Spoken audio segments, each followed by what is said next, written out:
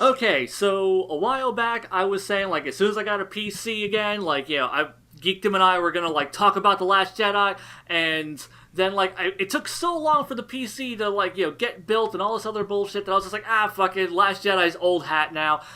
Everyone keeps hitting me up. When's that Geekdom video? Where's the Geekdom video? Fine, fuck it, okay? I called Geekdom. He's on the line. Geekdom, say hello. Hello, and don't worry, the Blu-ray's coming out very soon, so it'll be fresh all over again. Right? Yeah, and people can bitch all over again or praise it all over again. And now, the last time you and I had a debate, I got like a lot of bullshit. I want you to know from people who were just like, "Oh man, like you went way too easy on Geekdom, man. Why are you softballing them and all this other bullshit?" I'm like, what's like it's clearly just because you guys are friends. Like you didn't really like lay into him. I'm like, I think people missed the point of that last video where like we talked about Frieza because people seem to be under the impression that like I was just trying to like I was gonna tear into you and make you admit Frieza's a shitty villain. Where it's like no, like the whole point was just like here's my perspective. Here's why I feel this way. Here's your perspective. Here's why you feel this way. And to just kind of like understand one another, not to be like, "Fuck you, you're wrong, you're an idiot. This is why you're wrong and an idiot, and this is why you should think what I think." Which is I think was what they want us to like yell at each other, but first of all, here's the reality: it's a cartoon. Stop. It's a freaking cartoon. That's number one. Right. Number two, with Star Wars, it's a freaking movie. Like it's not. We're not having a political debate here, and even then, it's. Whatever. I don't know. I don't know what people expect, bro. Maybe they expect you to be like other channels that do debates where they just scream at each other. That's not. I don't know. I wouldn't even do it. I wouldn't even do it if that's what we're doing. Yeah, no, me neither. Because to me, this is supposed to be just like two friends who have very differing opinions, just kind of like listening to the other perspective and just having a friendly disagreement is what it is. It's like a friendly argument. It's like we're not gonna like swear at each other or be like fuck you, come on man, that's bullshit, it's garbage and yada yada. So yeah, and this time we're on opposite ends. This time we're like I'm really positive on this and you're really negative. So yes, I walked out of this movie theater. I'm telling you, the first time I saw it, I walked out and I said, "Oh my god, I think I hate this movie," and I wasn't sure. And I was like, oh my god, everybody praised the movie all week. I'm going to be the only guy who hates this movie. And then about a few days went by, and then the vitriol began. I'm like, so wait a minute, I'm not the only one who hates it? I'm like, wait a minute, and by the way, for the record, you said that I'm the only guy who who hates this movie. That's not true. Maria didn't like it. I mean, you kind of know. I've never actually spoken to Maria, oddly enough. Oh, I thought you did. Yeah, no. That is odd. Okay. Well, she didn't like it. Mike didn't like it. Quinn, I don't remember what he said, but a few other people who we know didn't like it. But in general, I agree. Most of our mutual friends did like it, right? And that's why I felt so weird. I felt like such an outsider. But the reality is this, okay? I've said this before. If you like this movie, it doesn't mean that you're a freaking SJW liberal. And if you hate this movie, it doesn't mean that you hate women and that you're a fat version who wanted Luke to be like the EU Luke. That's such an unfair blanket statement. Correct. That people were saying on both sides. I hated it. I was actually so pissed at the Star Wars fandom. We have regressed into sub-dub territory in the Star Wars fandom, bro. Where it's like, it's bad, dude. Like, they were actually saying shit like, oh, if you hate this movie, you hate women. Like, no, like, fuck. Yeah, I know. It's bad. one of those things where, okay, to be fair, there are those people in this fandom. There are the people who are just, seriously, after I had finally seen the movie, like, the first thing I did, because I'd seen a bunch of, like, positive reviews for it, like, spoiler-free reviews, and, like, some of them were spoilery, and I stopped before it got to the spoiler parts, but, like, they were, like, everything I was clicking on was really positive from all these different reviewers that, like, I understood and had a really... I was like, okay, cool. Like, these guys like it. I'm really shocked. Like, I might actually really like it because I talked to you about this way before the movie came out. I didn't give a shit about this movie. Remember? No, that's the funny part. You didn't give a shit, but I was, dude. I was literally licking Ryan Johnson's testicles before the movie even came out. We had that conversation, and I'm like, I remember what I told you. I was like, dude, this guy has a history of great movies. He did The Brothers Bloom. He did Looper. I'm like, dude, this guy's gonna bring like an independent film kind of vibe to Star Wars, but it'll still be a big budget. You know, oh man, they're gonna give us all these reveals, and you know, I can't wait to see the evolution of Kylo Ren, which we did get. We did get that. Yeah. You know, and I was so hyped for this movie, bro. All year, I drove to Celebration. I freaking stayed up freaking all night. Like I got like 2 hours of sleep to see this damn trailer. Like all these things, bro. And then I was actually heartbroken. Like I'm not even kidding. This movie broke my heart. Now, a few months have gone by. Mm-hmm. I'm not heartbroken anymore. We all get over heartbreak, but I'm just telling you my initial feelings is I was very heartbroken by this movie. I'm just being real with you. I really was. Right.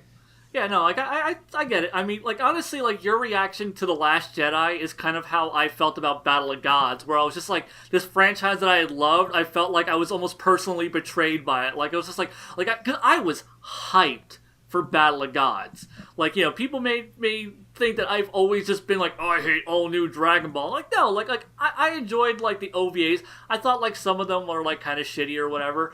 Like, Plan to Eradicate the Super Saiyans and shit, but, you know, like, I was like, whatever, you know, I thought episode of Bardock was dumb, cheesy, fun, and I loved Yo Son Goku, so I was really hyped for Battle of Gods, and I was just, no! I loved it. See, I'm the opposite. I know, and that's again, like it's, once again, we're on the opposite ends here. It's always kind of cool to see, like, you know, where you and I fall, because it's like, what you get out of Star Wars seems to be something very different from what I get out of it, and what you get out of Dragon Ball always seems to be, like, very different from what I get out of it. I will say this, though. I will say this to your point.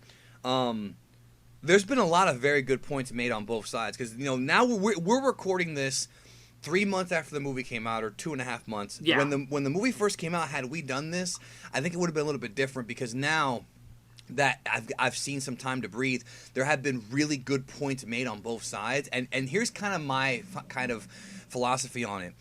If somebody likes this, and this is a very strange situation, very, very strange, because it's like, look, if somebody likes this movie, there are reasons to like this movie, and there are reasons to dislike it, and I think it really is like you said, I think it's what your idea of Star Wars is, but also, like, there are technical problems here and there and little things here and there we can dissect. But I mean, like, if somebody hates this movie, there are dumb reasons to hate it. Like, I think so, but there's also smart reasons to hate it, and vice versa. So, you know, the argument, like, I even had a discussion with Gabby about this. We talked about, like, the subversions in the movie and how, you know, there was a lot of them. Right. And I talked to Mike about this too. And, you know, her whole thing was Gabby liked that, this is what she said. I haven't talked to you about it yet, but she said that she liked how they deconstructed Luke Skywalker and kind of built him back up again. That's what she said. She said, and my counter argument to that was, I love when characters go through stuff like that. I just feel like Luke Skywalker was not the right character to be deconstructed. Now, that's my opinion, and that's a lot of fans' opinions, because now I'm not one of those bleeding heart Luke Skywalker fanboys, but the reality is, Luke Skywalker is a 40-year-old character, so when Rian Johnson, he's a legend. This is a legendary character, and people grew up with this guy. So when Rian Johnson took, he took the script, he had to have known. He cannot have been blind. He had to have known, like, if I write this character like this, people are going to get pissed. Because it's 40 years, dude. Like, he had to have known. This movie is the most split, divisive film that I've ever dealt with, to where both sides are actually kind of like, you know, make good points. Because, like, other movies like Batman v Superman, you've got, like, your DC haters, and you've got you, right? And you've got the DC defenders, right? With this movie, though, like, this is the strangest. It's so strange. It's actually, like, still mind-boggling to me that this is what happened. I was not expecting that to happen with this movie ever. I never thought Star Wars could do that. Right? Yeah. Like, I was shocked by how polarizing the film was when it, like, came out, because, like, I was just like, whatever. It's the new Star Wars. I'll see it, like, you know, early enough to where, like, you know, the spoilers don't hit me, but I'll see. But did you want to tell them that there's going to be spoilers? Oh, yeah, by the way, like, yeah, we are going to start getting into spoilers and stuff. So, like, just so you know, like, you know, this is like a full-on discussion, he and I talking about it for the first time, because, like, I haven't had a PC for months, so I haven't been able to discuss anything with him about this movie. So yeah, You just want to make sure that in case anybody hasn't seen it, because this movie, I do think, whether you love it or hate it, you need to see it without spoilers. Because correct. one thing that did suck, one thing that was a problem, Zeon, is I had some of my friends telling me like, "Oh, I read the recap, but I don't really care for it." No, Yeah, like, no, don't do that. no, like, look.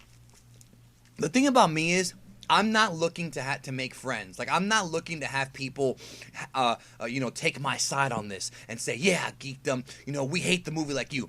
I don't care about that. I really don't hate the movie that much. I just strongly dislike it. I really don't hate it. But if you're going to read a recap and then say, oh, you know what, I didn't like what they did, this sucks. No, like, you have to actually experience it non-spoiler because...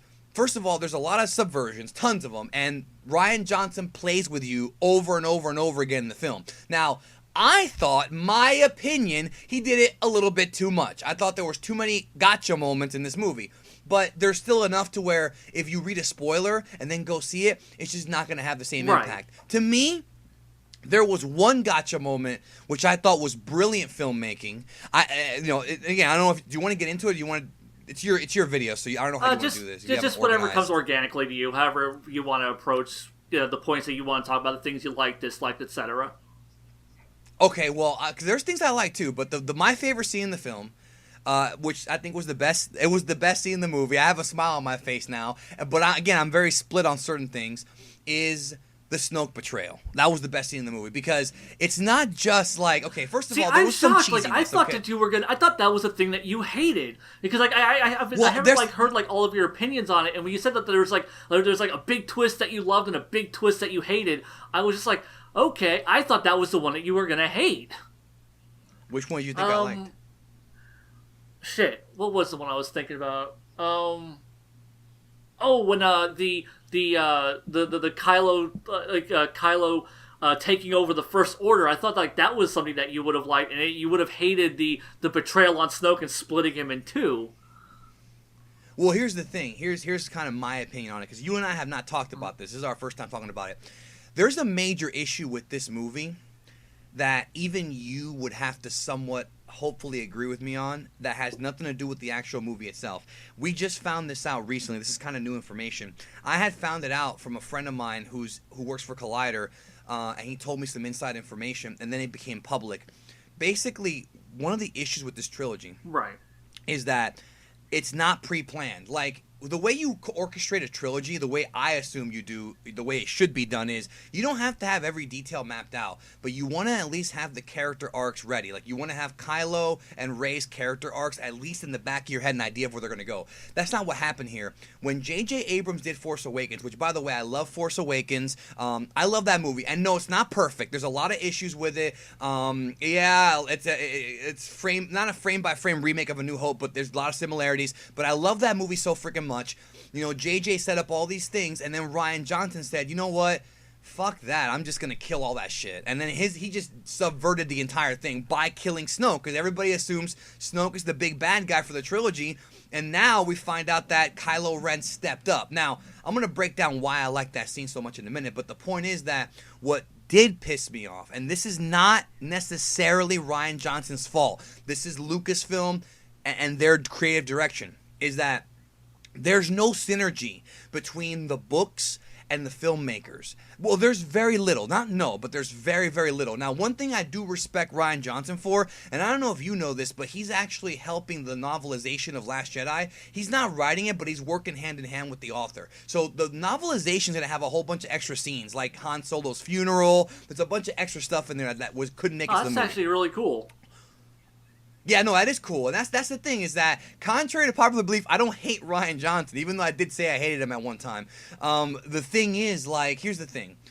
What we found out is that he started writing Episode 8 before Episode 7 was even done. And he had complete creative control. He could do whatever he wanted. Now, the problem is that when Disney bought Lucasfilm from George Lucas, they decanonized the EU, and they said this is the new canon, they made it Legends, this is the new canon, and everything's going to make sense. The problem is there are plot holes and inconsistencies that were created because Rian Johnson was told, write whatever movie you want, and he didn't talk to the Lucasfilm story group. Case in point, there were several plot threads in the Force Awakens novel that were completely dropped from Last Jedi or were completely like plot Really? holed. For example, yeah, that's what I'm saying. This whole thing's a mess. This is why we have to talk about it. Rey and Poe met on the base. Whole thing was dropped. There's a whole subplot, right, where Palpatine. So here's why the Snoke thing pissed people off. It has nothing to do with like just the fact that Snoke died. There's actually a reason for it. In the EU or in the canon, there have been several clues to Snoke's origin that have been teased non-stop in all the books. There's the Aftermath trilogy. They talked about how Gallius Rax took over the Empire when the Emperor died. There's a and then the Emperor had a contingency plan where there's apparently some kind of dark side energy coming from the unknown region. And that was supposed to be Snoke. So there's all these teases. And then also the Emperor talked about how there's a weapon beneath Jakku that's going to end up being important, that was important 1,000 years ago. So I keep saying the EU. The canon books keep giving you all these clues. And then when you watch the movie, none of it even matters anymore because Snoke's dead. That's what I think pissed people off, is that if you were invested in the books, they built this guy up, and then they just freaking said, fuck you. And that's why. Same thing with Phasma. They put out the Phasma book months before this movie came out. She is a fucking badass. She's fucking cutting through stormtroopers. She is like such a freaking badass. And then in the movie, she ends up getting dropped like a jabroni. And that's what I'm saying, is that if you got invested in the books, here's the one that really pissed me off. And this is, again, not Rian Johnson's fault. So Pablo Hidalgo goes on Twitter, and he says that the map... Okay, so the whole thing about this movie is that Luke was saying he didn't want to be found. He left to Ahch-To because he did not want to be found. He didn't want to get involved in the war. Fine, whatever, great. The problem is he left the fucking map behind. In the original Force Awakens movie, it's the map to Skywalker. Poe calls it that. Kylo calls it that. Freaking what the hell is this guy's name, bro? Lord Santeca calls it that. But because they went in a different direction, the Lucasfilm Story Group and Pablo Hidalgo goes on Twitter and starts bitching about how, oh, no. It's not a map to Luke. It's a map to Ahch-To. So they retconned it. Because it's a plot hole that they retconned. Wait a minute. No. You said it was a map to Luke. You said that Luke left it behind. And that's what I'm saying, is that if you got into the extra shit, the movie spit in your face. And I don't even know if Rian Johnson even realized it. That's the thing. But that's why people were pissed off. That's one reason. Right. That's one reason. I don't know if you knew any of this shit. I'm just rambling right now. Yeah. That's cool. Feel free to just vent as much as you want. Yeah, I can totally understand it. Especially with them whole, how they've been, stripping the, the old EU stuff, and it's here's the new canon, here's everything, and they've really, really been pushing their new expanded universe comics and novels and etc. Hard. Everything, all this is canon. Let me ask you a question. Let me ask you a question. Honest to God. If they put the Phasma book out after Last Jedi, why the hell would anybody want to read it? Right. Well, then again, okay. You see what I'm saying? They want your money, dude. Be fair, Disney wants your money. To be fair, the flip side of that is, what the fuck is his name? Boba Fett was a complete punk bitch with a cool character design in the movies, and yet they gave him multiple fucking books where he's just the most badass, ridiculous fucking OP motherfucker. I know 2 people with goddamn Mandalorian tattoos. It's fucking crazy. I know if I know. No, and I wonder if they were doing that with Phasma. Oh yeah, Phasma was clearly meant to be this trilogy's fucking Boba Fett. Yeah. Boba Fett. Great fucking character design. Oh man, I wonder what that character is, and then they just offed her. I don't think she's dead. I think the joke's gonna be that you think she died in every movie. And she honestly, I think really that believe too. That I wouldn't be surprised at all if she came back in episode 9. But yeah, honestly, it feels like they're intentionally trying to recreate the Boba Fett scenario where in the books, this character's ridiculously awesome. In the movies, they keep going down like a punk bitch. Yeah, but the thing is, had Disney not been pushing that... Because here's the thing. When the EU was erased and made Legends, there were a lot of EU fans that were pissed. I mean, definitely. This actually became a thing. Yeah, remember how they would, change their Facebook avatar to Han Solo dying to spoil the movie? They were just being little freaking insipid kids ruining Force Awakens. So I was always like, look, they had to do it because they had to. They had to erase the EU because they're not going to just do a movie adaptation of the Thrawn books. They're not going to do that. They're going to tell us to find whatever. But like, I was like, look, Disney was like, listen, we're going to make all this stuff matter. Everything that you buy will be a piece of the Star Wars universe. But yet in this film, they subverted not just everything that Force Awakens built up, but they subverted everything the books had built up. It's almost like, and again, I'm not even going to blame Rian Johnson. I'm really not. Because I don't think he even knew. Because he said it himself. I'll never forget this. He interviewed him and they were like, did you have any creative restrictions? And he said, no. I could do whatever I wanted. He could have killed off every character if he wanted to. Legit. And he didn't. But he killed off a lot of them. Like freaking poor Admiral Akbar, bro. Right, really fucking Akbar out, like right out in the space. I was just like, because it took me a second to realize, because like I was swept up because the way that shot is framed, you're focused on Leia. So when she got sucked out, I was like, and then when she came back, I was like, oh, okay, Leia's all right. Man, that would have been like a rough way for her to go. And then later on, when they're like, oh yeah, like we lost, like what was it, whatever his rank is now, Akbar. I was just like, oh fuck, Akbar was in that room too. Shit, I didn't even. Oh damn. Yeah, I know, and some people were mad that it was treated that way, you know, because it's Akbar. I wasn't that mad, even though I do wish they would have said something like, "Oh man, Akbar died. What are we gonna do?" Like thing is, though, like, you know, that. Okay, I'm gonna say like being a Gundam fan, I am so used to like named characters who have like had like a bit of a history, just getting these really rough, unceremonious deaths where it's just like, "Welcome to war, bitch. It sucks. Not everyone's a hero." And so, I'm used to that kind of storytelling, but at the same time, this is Star Wars. This is supposed to be a slightly more lighthearted fantasy sci-fi war story. So yeah, like, just to coldly kill Akbar like that, I was like, fuck, Star Wars, that was kind of rough. Yeah, no, I agree. Now, the thing about the Snoke betrayal, my opinion, I think it would have been more effective, and it's just my opinion, if they did it in the first act of Episode 9. I say they keep Snoke alive for this film and then release all the Snoke backstory stuff later. Then in the first act of Episode 9, Kylo takes over, and then we have like what happened at the end of 8. Because the thing about this movie is whether or not you liked it, a lot of people were saying this feels like the end. Like, you know what I'm talking about? Like, the ending felt like it was the end of the trilogy and not like the middle of it. See, it's really weird. Because there was no cliffhanger, you know, or whatever. I mean, yeah, sort of. Like, I've seen a lot of people make that complaint. Like there's two conflicting complaints that I have seen, which is this movie didn't affect the status quo at all, or this movie changed too much, and that like there's nowhere for the story to go. And I'm like, well, you can't have both. It's going to be interesting. Well, the thing is, for 9, they're going to have to take a time skip. Oh, yeah. Because right now, both sides are depleted.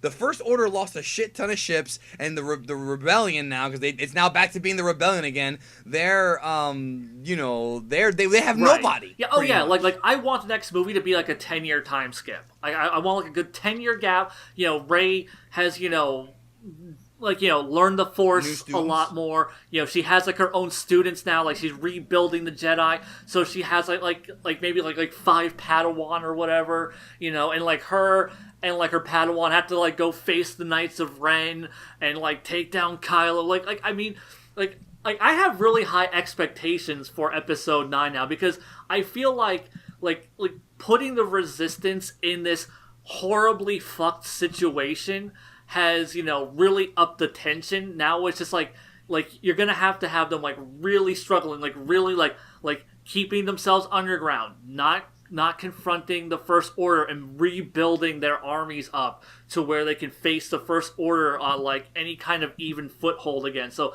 yeah, I want a big time skip. If there isn't like a good solid time skip and like the status quo is not shifted drastically, I'm going to be really disappointed in Episode 9 if they don't do something like that, because I feel like if you just pick up from this film like the last one did, or like the way this one like picked up directly from Episode 7, yeah, it's like right really after. Right after. Like, if you don't do that, or if they do that for Episode 9, I'm going to be really disappointed, because it's like, oh, okay, you know, I guess we're going to keep doing like the struggle now, and they're going to like, because it's going to make the ending of Episode 8 feel flat if they if that's the route that they go. If they just lead straight into the next movie, I really want a good time skip. The First Order has really gotten its foothold into the governments and the different planets, and they're trying to hunt down the Resistance, and they're still trying to find them, and the Resistance has been slowly building themselves back up. Like I said, I have really, because when I got done watching The Force Awakens, I wasn't that interested in seeing the next film, because I was just okay, the only reason I wanted to see the next movie is I was because the only reason I wanted to see the next movie was so I could see Luke, because I barely got any Luke. It's just here's Luke, and I'm really, it's just gonna end there. That was the only thing. It felt like a cock tease. It didn't feel like a proper setup for another movie. It just felt like a here, let me tickle your balls and then run away. I'm no, I didn't come yet. Aw. Here, I felt I got to just come 5 fucking times, and I'm I can't wait for what comes next after this. Well, I mean, the thing is, I was kind of the opposite in that I no longer care about Episode 9 as much as I used to. I just don't. It was exactly the opposite for me. And what I really don't care about is getting into the universe, because that's really what bugged me, is that Disney had me by the balls. I was into all the new stuff. I was watching Rebels, and by the way, I feel Rebels has been pretty trash this season so far. That's what I keep hearing. I keep hearing people bitching about Rebels more and more often. It started out great and it just fell apart. And then, I really love some of the books they've been putting out, the comic books. The comic books are amazing. I was so invested.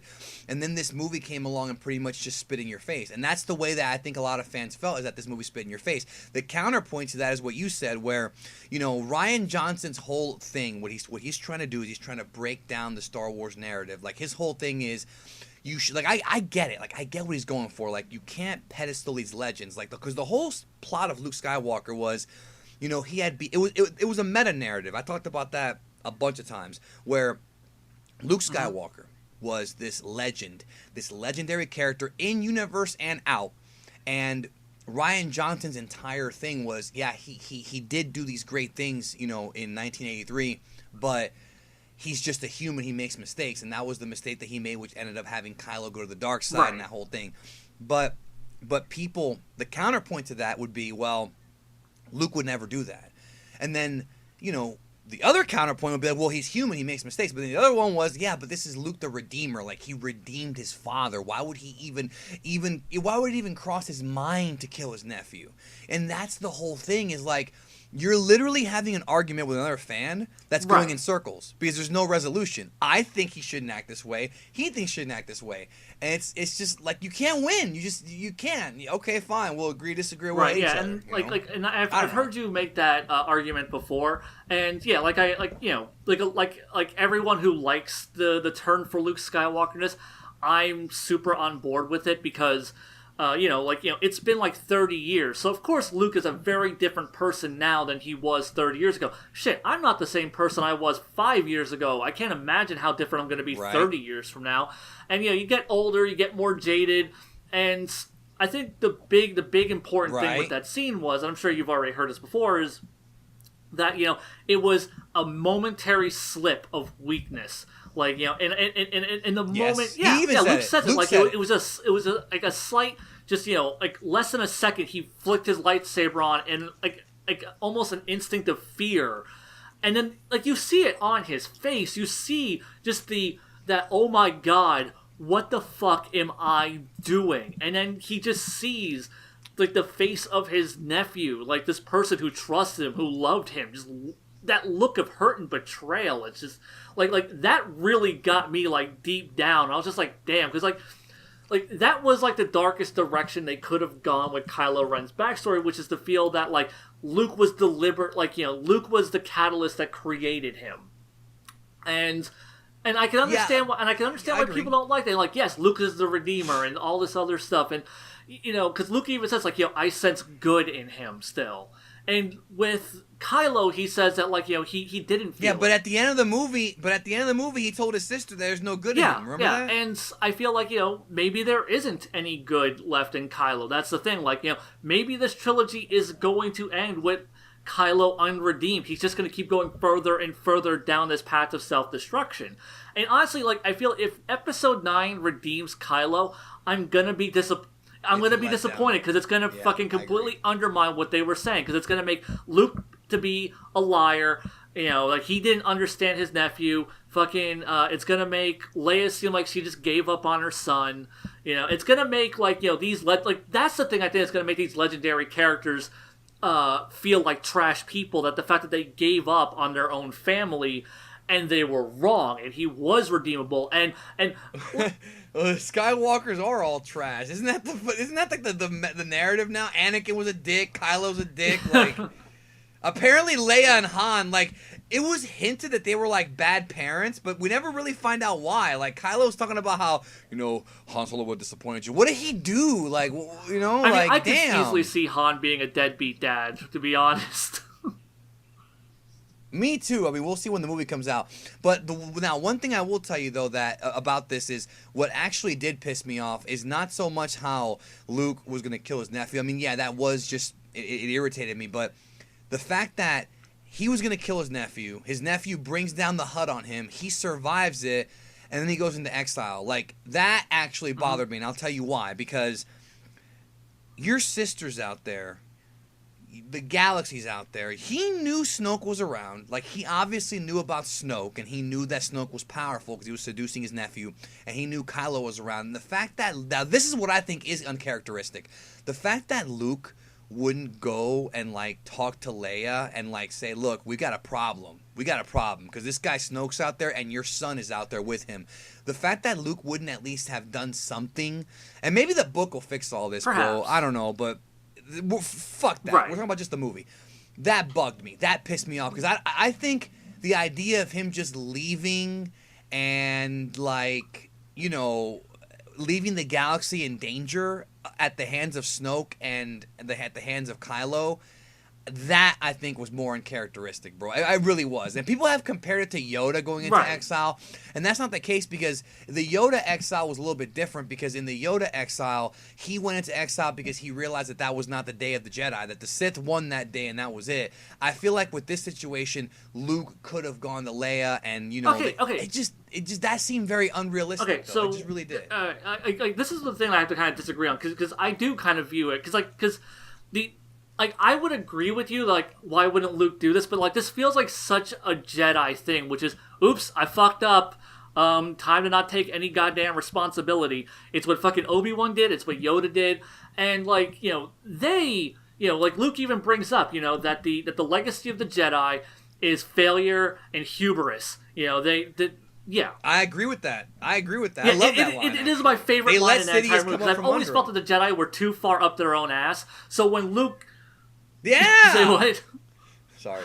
I agree with you. Just when... Like, you know, when he says that line, I was just like, yes, good, someone in this fucking universe, because, like, you know, plenty of people have said it, like, you know, in critique of the movies and of Star Wars in general. The prequels. Yeah, the prequels especially.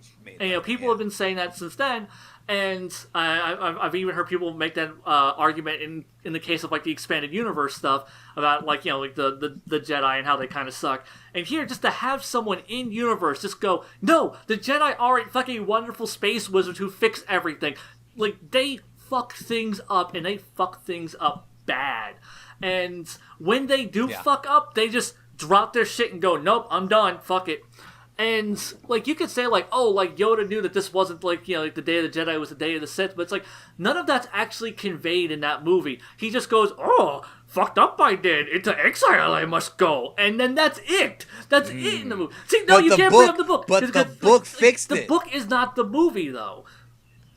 I know, I agree with you. I'm just saying that it's weird that the book actually fixed it. Yeah, and the thing is, though, like, I mean, you just said, like, you know, like, fuck the book with The Last Jedi, we're talking about the movie, and here... Yeah, no, I agree. Fuck the book with Revenge of the Sith. Yeah, because, like, as far as I'm concerned, like, you know, the books are supplementary material, and the movies have to stand on their own, because the movies are going to be what most people are exposed to, because it's kind of like the Dragon Ball Super thing, where it's just like, oh, like, you know, yeah, like, this didn't make any goddamn sense in the anime, but if you read the Toyotaro manga, he actually covers up that plot hole. Well, that's great for the Toyotaro manga, it's not the fucking right. anime, which is the core Yeah. product. It's the thing Yeah. that people are going to be exposed to. And if the core installment doesn't stand on its own, then it doesn't stand on its own. You can't go, well, you have to go read the supplementary material. It's like, fuck you, I'm not going to go read, like, I'm not going to go do homework to make the movie better. That's bullshit. And I never believe in that kind of mindset. No, no, and I agree, and I actually think I might end up liking the book more than the movie, because of that. But I agree, yeah, it's not gonna make the movie better. And I've said that before. Like, if you watch the prequel movies, or no, fuck it, if you read the prequel books and watch Clone Wars, the prequel story is pretty freaking good. Like, it's actually a good story. If you just watch 3 movies, it's trash. But if you do all the other stuff, it's actually kind of a decent story. You know, I like that. But I agree with you completely. Like, it's bad. I don't know. I just felt like, again, it's all about opinion. I just felt like Luke Skywalker did things that are very un-Luke Skywalker-ish. And yeah, you're right in the sense that it's been 30 years and people change. I don't disagree with you on that. I just feel like it's so much of an adverse change. I feel like if you're going to deconstruct a character like Luke Skywalker, I feel like there are more effective ways to do it. I feel like there are more... I just feel like the execution... Like, if they're going to do that with Luke... There might be a better way to do it. Unfortunately, I cannot answer a better way now because I don't have time, and I'm not a writer. But that being said, I just feel like the movie, there were too many subversions, and maybe you liked them. I thought it got annoying. I thought it was over and over and over again with the subversions. Leia's dead. No, she's not. Luke's got the lightsaber. Oh my God, his father's... He throws it over his shoulder. All right, that's fine, whatever. Then, where's Han? Blah, blah, blah. Like, all this stuff, right? And it was one after another. And then at the end of the movie, when you think you're going to get a Kylo Ren Luke fight, and then turns out it's a fucking hologram. Now, I'm not going to sit here and I'm not going to say that, oh, it wasn't a cool little trick, because that is a cool trick, and even Rian Johnson pointed out that it is a canon force trick to do force projection. Yeah, that's fine. But it's like you're in the movie theater, and you're like, okay, this is it. And then it's a fucking projection, and you're like, fuck you. I'm just telling you, that's how people thought. They were like, fuck you. You fucked us out of a fight. And then, to really stick it up your ass with a double dildo, fucking Luke survives it. And you're like, okay, he's climbing out of the mountain. Don't die. And then he fucking dies. No, what have you done to me? Like, that's how it was, bro. I get that. Because, like, once again, like, I had that complete opposite feeling, too. Because, like, when Luke shows up, the moment he shows up, I'm like, wait a second. Why does he have his young Luke appearance? Why is he, like, because, like, like Billy Mays? Okay, like, I can understand, like, if he trimmed his beard and his hair and, like, but why is it dark again? Like, why is it not gray like it was, like, before? Did he, like, pick up some Just for Men on the way there? Just, like, gotta look all badass from a big fight. So, like, when that... What about how they showed the X-Wing in the water? And you're like, okay, he's going to take it out of the water like fucking Yoda did in Empire, and he's going to fly to freaking a crate, and he's going to fuck up. Bro, I'm sitting there in my head, and again, this is probably my own fault. I'm sitting there having a wet dream that Luke shows up in the X-Wing, takes down like 15 fucking AT-ATs, gets out of it, uses the Force to make them all see, if that would have happened... This would have been a 10-star movie to me, bro. If he would have shown up and done that, and then Kylo says, fuck this, I'm not ready, I'm out. I'll see you in episode 9. See, that would have been awesome. Man, like, that would have fucked me so much, because, like, I think, like Lance summed it up really well when he said that, like, like, he wouldn't want Luke to just be the big dick-swinging hero where he just comes out with his lightsaber and, like, just fights off the entire First Order with a laser sword. Because, like, because I feel like that would be just... People want that, though.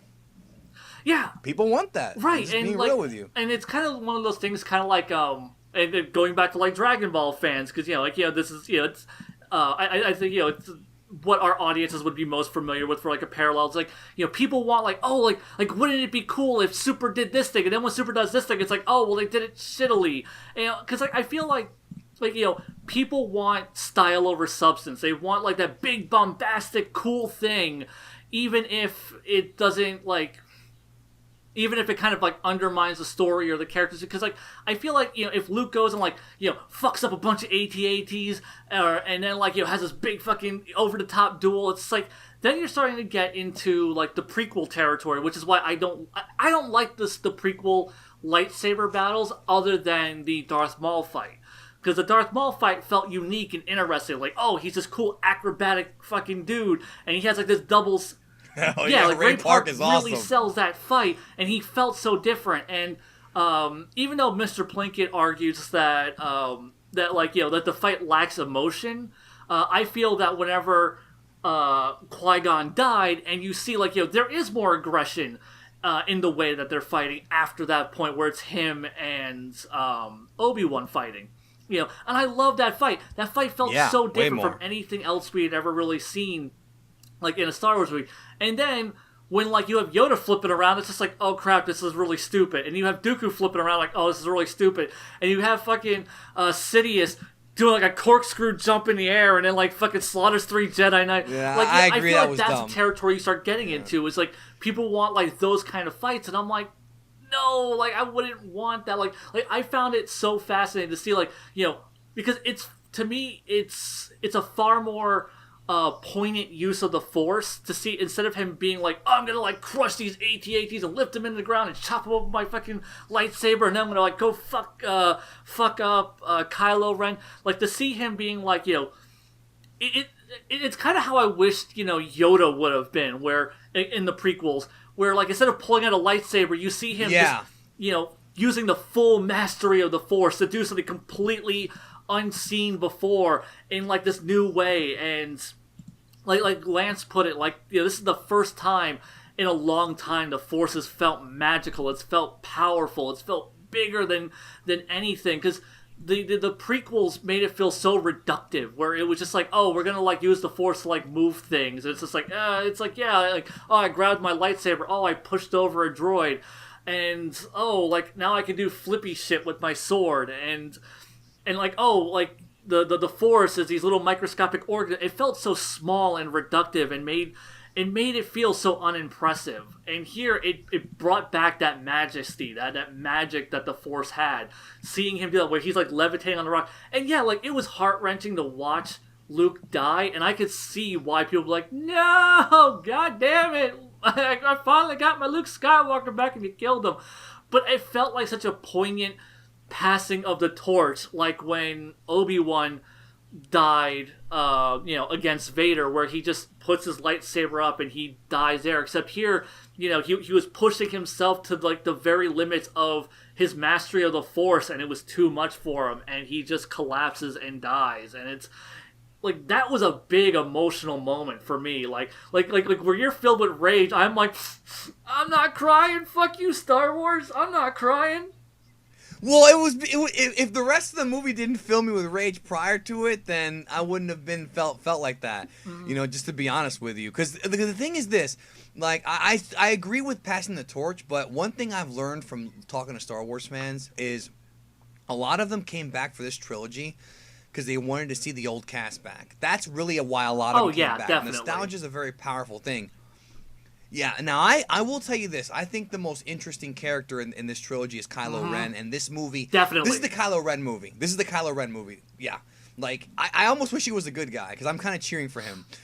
But, like, I just feel like, when it comes to, like, with Han, he got some action in Force Awakens, and he died. With Luke, I think people wanted to see the fruits of Luke's training. All these years went by, and we have this vision in our head of Luke. And again, this is the scary thing about expectations. You expect this guy to go in there and just be like Yoda, Omega level Yoda.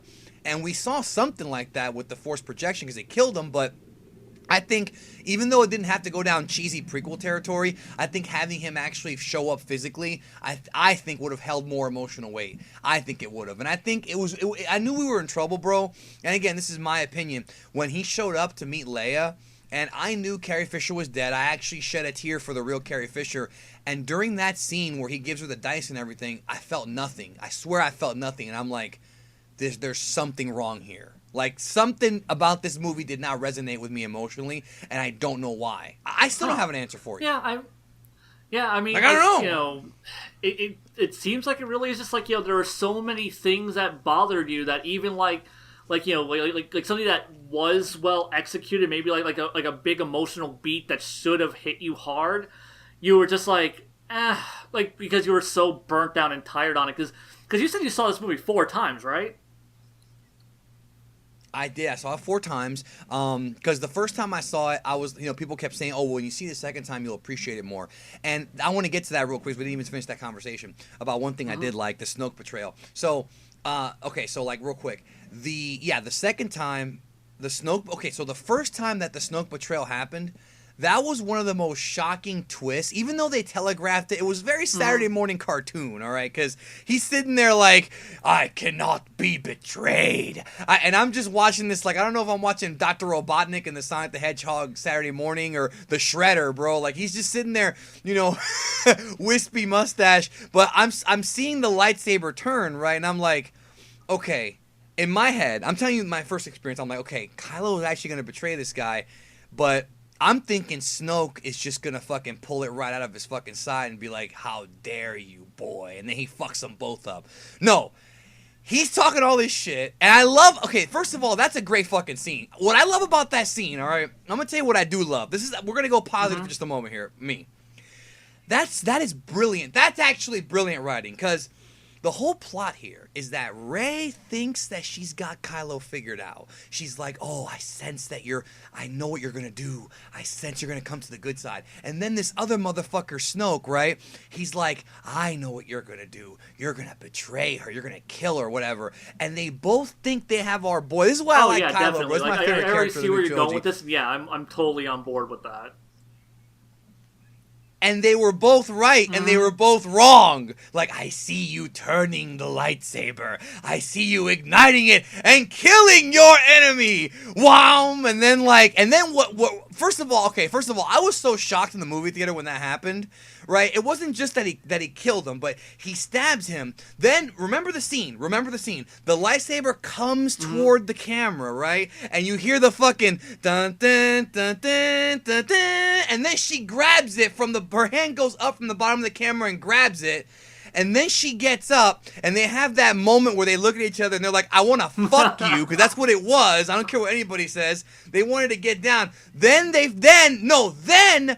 when his body falls over, that's when I knew it was real. Like, if his body didn't fall over, I would have been like, okay, maybe it's a hologram, maybe it's like a puppet, maybe it's not the real Snoke. But when his body keeled over, boom, boom, boom, then you hear that loud thump, and then they both turn around to fight the Praetorian Guards.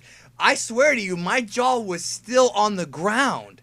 I had my mouth was gaping open like I was taking a dick up in it, like watching this, dude. Like, because the Snoke death was so shocking that I thought about it for several minutes after, like well into the fucking like part where they were on crate with the AT-ATs. Because in my head I'm thinking, because at first I'm thinking, wait a minute.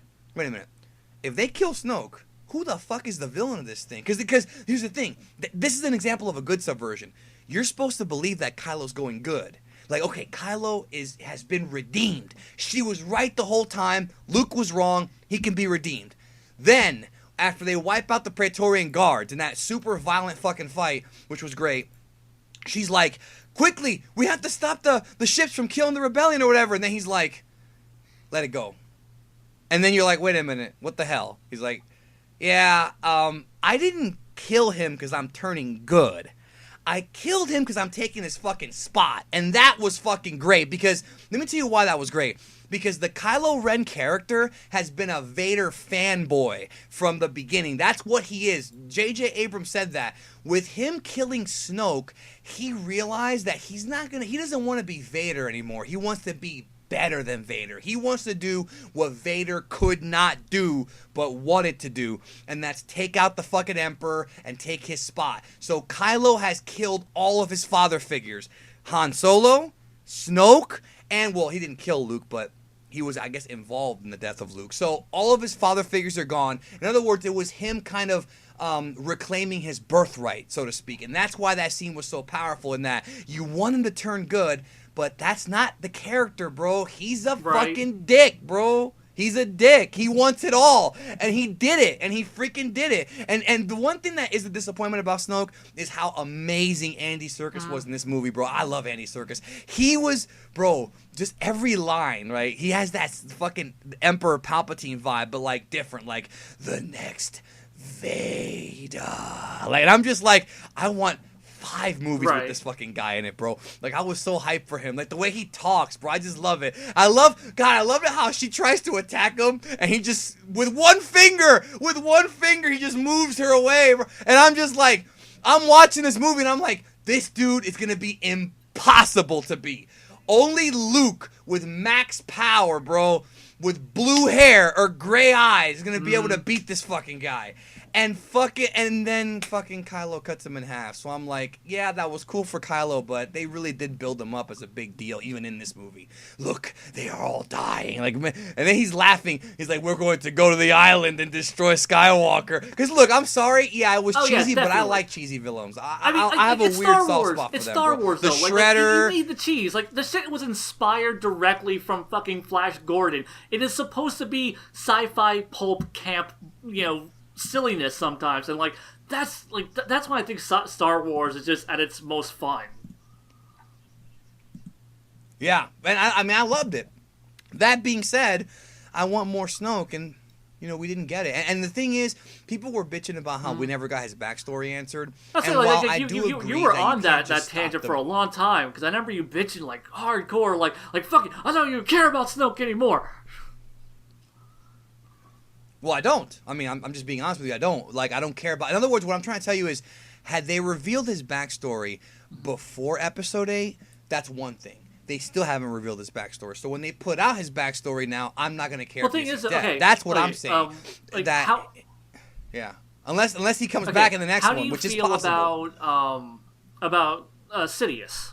Because, I mean, Sidious and Snoke have, the exact same kind of roles within their introductory, within their movies, because what was it? Sidious is introduced in a hologram talking to Vader. Snoke is introduced in a hologram talking to Kylo Ren. Then one movie later, the movies pretty much start with them in person, and then they're kind of a presence throughout the majority of the film, only to just get offed at Snoke gets off pretty much at the end of Act 3, because there's a 4th act in this film. Yeah. Yeah, it is a 4-act structure. Yeah.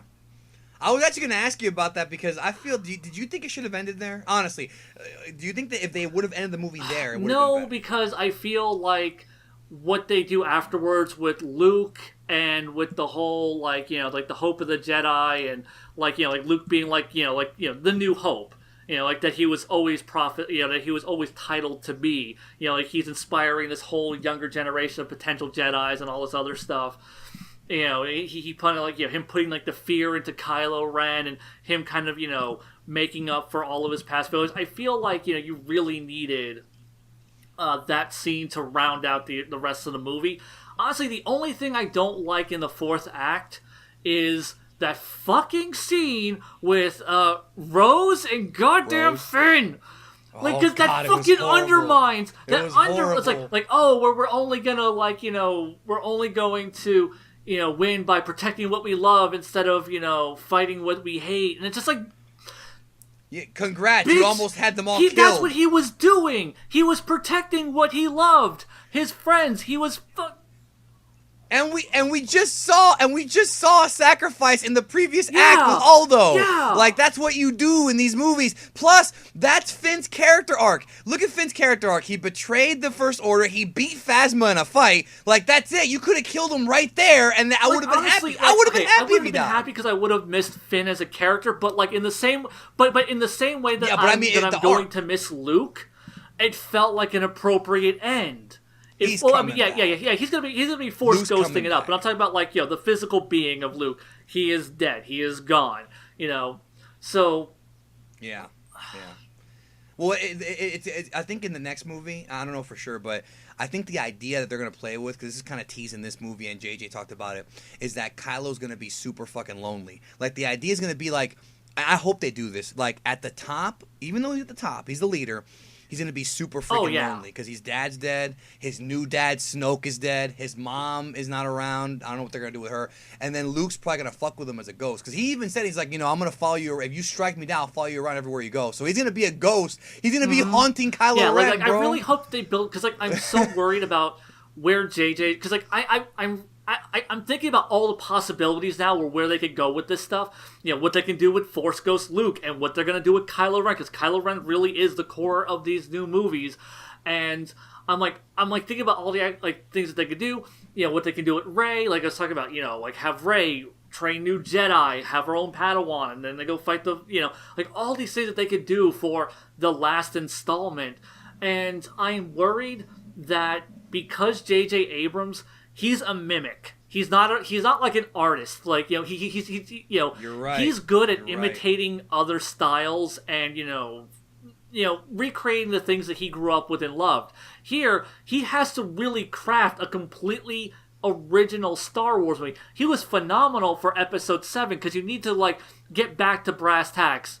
Yeah, like, you have to be like, okay, this is Star Wars. Here's the iconography. Here's everything you remember. Here's that nostalgia.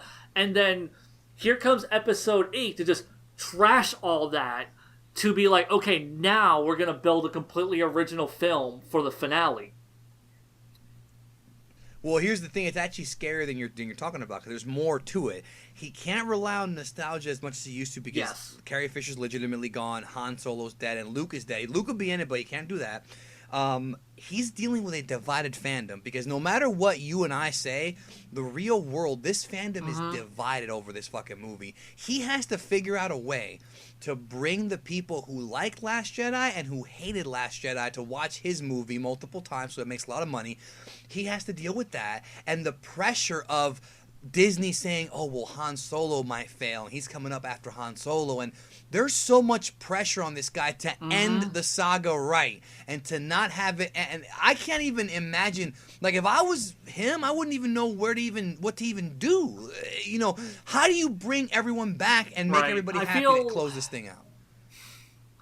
Like, yeah, I didn't want to ask you about with this something, movie. Like, I just want him to be an artist. I want him to just, like, as much as it sucks, like, fuck the fans. Do what you think is creatively best.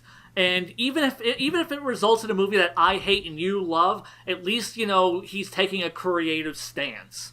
I don't want it to be focus tested, like, oh, we need to appeal to everybody. Like, I know, dude, even like I said, even if it ends up being like a third installment that I hate and you love, like overall, like the trilogy rounds out for you, and it doesn't for me. Like, at least, like, I want him to take a creative stance. I don't want it to be this awkward kind of focus tested because, whenever you try to focus test things, you end up with, like, just completely lifeless, dickless movies that just have no sense of identity. One thing I can say about The Last Jedi is that it has a sense of identity. Like, it feels familiar, still different. It feels like, and what was, like, Red Letter Media jokes about, it's different, but familiar, but that was what The Last Jedi felt like to me. It's like, oh, like, here's all this iconography, but it's spun in a new, unique way, and it gave me things that I didn't know that I wanted, because a lot of people say, like, oh, like, Rogue One, and it's like, oh, well, it's familiar with different. It's like, well, like, yeah, but different isn't necessarily always good, because, like, I think Rogue One's boring as shit. I don't think it has characters. I don't think it really even has a story, and it's just, like, a whole bunch of big military, like, big action set pieces at the tail end of a movie that was just clunky and boring as shit all the way through. That. And the only reason, like, people give a shit about that movie is that Vader scene was dope as fuck. It was, and that's funny because some people said that was better than Last Jedi, and I don't know about that. Yeah, like, honestly, like, because one of the things that I'm finding out, apparently, Empire Strikes Back was super divisive too. Really? I heard that was bullshit. No, I heard. I've heard the same thing, and then somebody else told me, no, that's bullshit. Like, what they're basically saying is that people in 1980 were retarded and didn't know it was a cliffhanger. Like, I refuse to believe that, bro. I don't think that people, 27 years ago or 28 years ago or 38 years ago, 38 years ago actually, 38 years ago, I think they were smart enough to realize it was a fucking cliffhanger, dude. I mean, come on. I think that's bullshit. Honestly, Yeah, that sounds honestly, like bullshit like to me. honestly, I could see people like if you're going into like to the second Star Wars movie and it's a darker tone. Fucking Han ends up in carbonite. It's this huge downer ending. Luke loses a hand, and But you had to know there was gonna be a oh third yeah, one. They like were like I gonna mean, fix you knew everything. that there had to have been another movie coming up, but to just end it on such a downbeat note, like I mean, that was a pretty ballsy thing. Like I mean, George Lucas. Oh yeah, But I love definitely. it though. I mean, there's a I love reason that, why it's though. everyone's favorite Star Wars movie, or most people's favorite Star Wars movie, is because it pushed boundaries. It got a little like it took you out of like the fun, adventurous nature of Star Wars and brought you back down to this kind of bleaker human story. And like I'm hoping that Well, like with time, maybe that will be, especially like once the third film comes out, hopefully it'll round everything out and we'll have a really good, strong trilogy. Now maybe that's just false optimism on, or just baseless optimism on my point, but well, I mean, one thing you're right about. Episode 9 might make Episode 8 worse, or it might make Episode 8 better. That's the thing about these trilogies, is that they, and like we talked about, because you have different directors coming in and out, and they all get carte blanche to do whatever they want. I think that's a problem. I honestly think what they should have done is established a main arc from the beginning and then fill in the blanks. And I think that you're leading to a lot of disjointness between Last Jedi and Force Awakens, because I think Last Jedi spit on a lot of the things that Force Awakens set up, and some people like that, some people don't, but I don't think it should have been that way. I think there should have been a clear direction, and there's not. They have said they have said they have no idea where this is going. Right. That's And, kind of a I mean, scary like, thought, dude. Think about that. Right, yeah, You know? and I mean, Not like everyone's this Toriyama could who makes either, shit work it could go any in a really, it week. could really go any direction at this point. Because I mean, nobody really predicted what the hell the Last Jedi did. The thing is, though, for as much as divisive as the Last Jedi was, it still broke $1 billion. It's every Star Wars movie does, except Solo. That's just gonna. Oh yes, Solo's gonna. No, break. I don't think it's gonna. Did Rogue One Yeah. actually break $1 billion? No. I was hyperbolizing. I'm just saying every Star Wars movie. It had to have done well because there was so much hype behind this movie. It was, this is the one. The middle chapter. Right. And, Yeah. yeah. It's just, But it flopped in China, which goes to show that just because you have Rose Tico in a damn movie, the Chinese don't pander to the damn Chinese, okay. bro. Hold on. Rose Tika, like that actress isn't Chinese, right? No, she's Vietnamese, Yeah, I believe. yeah, I think she's right? Vietnamese. Yeah, I know that. No, I love Kelly Marie Tran, bro. She's super sexy. I don't. She got a lot of hate for this movie. I didn't think she was that bad. Like I liked her think she was- character up until that scene with Finn. Honestly, like, because I didn't hate her. the first time I saw this movie, I felt like her character was unnecessary, and then I had to like really think about like what her role was, how she kind of like tied certain elements and themes together. The whole scene, because like Canto Bight felt like a fucking eternity the first time I watched this movie. I'm like, Jesus Christ, why are we spending so much? I was gonna actually bring that up because you talked about the prequels and how you hated them, and that was the most Canto prequel Bight shit in this only movie. really feels like the prequels when that fucking space leprechaun starts shoving coins into goddamn BB-8. It is the worst fucking scene in the whole fucking movie. It wasn't funny. It was goddamn dumb. It was cringe-inducing. Oh my god, I fucking hate that moment. The parking ticket, which the voice was done by Joseph Gordon-Levitt. I don't know that. That whole sequence is like despised. Like I have friends who love this freaking movie Like, and they hate that scene. It's not too bad. No? I like the idea of just like, oh yeah, it's like this weird kind of casino planet because that's like Star Wars. Every planet is this one thing planet, which always kind of makes Star Wars planets feel kind of stupid in one note because like every planet is just. Yeah, like this is the casino planet, this is the lava planet, this is the desert planet. Like, planets only get to be one fucking thing in Star Wars. No, I agree. I'll be honest. There was a lot of things I liked. I mean, we're running out of time here, Yeah. so I just want to say that. Okay, a couple things I want to say. Yeah, there were let's some wrap things this I up. liked. Yeah, there was a couple things I liked, couple things I didn't like. About that. Now, I think we should probably come back and do a part 2 of this because I still have more questions for you Okay. as far as I wanted to ask you about the meta narrative because that's really what bugged the shit out of me. Like Movie Bob, we both love Oh, Movie yeah. Bob. tore down fucking Batman v Superman. He did better than Oh you. yeah, definitely. That was Yeah, hard. like I'm so glad that like as a human being, I find Movie Bob obnoxious. He's on Twitter. He's like fucking like, Yeah. shut up. I have nothing against Oh yeah, him, but I I'm won't like, follow shut Movie up. Bob on Twitter. I will not. I'll watch all of his videos, but I will not follow him on social media. I find him to be a horribly obnoxious human being, but when it comes to film analysis, there are few better than him. It's like him and like Lindsay Ellis are like two of the people that I'm just like, yeah, like those are the people I go to for film deconstructions and just like enlightening perspectives on cinema.